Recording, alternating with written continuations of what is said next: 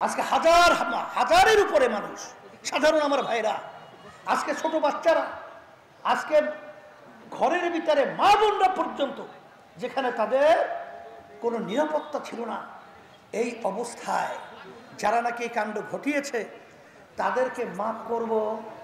আমার উপরে তো অত্যাচার হয় নাই, যাদেরকে খুন করেছে পারে তাদের পরিবার তাদেরকে মাফ করতে। এই বাংলাদেশের টাকা লুটপাট করে যারা বিদেশের সম্পদের পাহাড় গড়িয়েছে, এই 18 কোটি বাংলাদেশের মানুষ যদি মাফ করে, আমরা মাফ করতে পারি।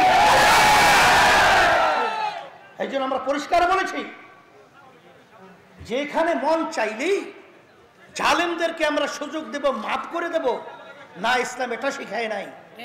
ইসলাম শিখিয়েছে জালেমদের বিচার হবে, অন্যায়কারীদের বিচার হবে, খুনিদের বিচার হবে।